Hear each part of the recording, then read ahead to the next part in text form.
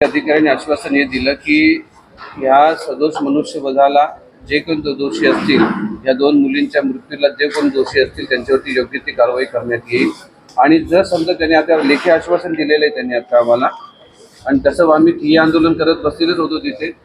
एक साप चावल्यानंतर जी वॅक्सिन असते ती वॅक्सिन यांच्याकडे उपलब्ध नव्हती, म्हणून आमच्या दोन मुली गेलेल्या, एक 4 वर्षाची आणि एक 24 वर्षाच्या मुलीचं पुढच्या महिन्यात लग्न होतं.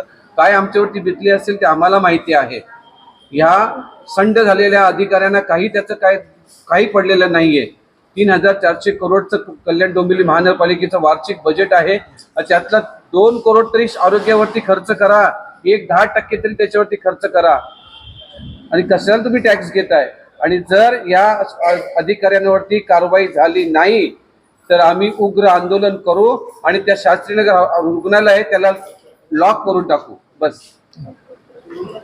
दिनांक 28/9 रोजी आपल्याकडे 5:30 वाजता शास्त्रीनगर रुग्णालय येथे 2 रुग्ण उपचारासाठी आणण्यात आले होते. त्यातलं एकीचं वय 4 वर्ष होतं आणि एकीचं वय 24 होतं. दोघांचे नातेवाईक घेऊन आले आणि त्यांना सर्पदंशाचं माहिती दिली.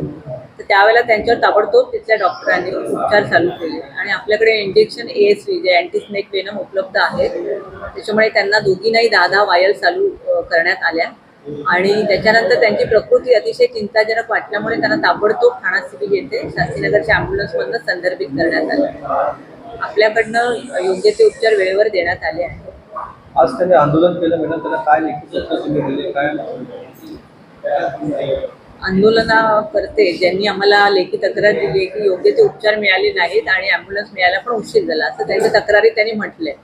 तर त्या दृष्टीने आम्ही या प्रकरणाची सखोल चौकशी करू आणि संबंधित कोणी दोषी आढळलं तर आम्ही त्यांच्यावर योग्य ती कारवाई करण्यात येईल असं आश्वासन आम्ही दिलंय त्यांना लेखी.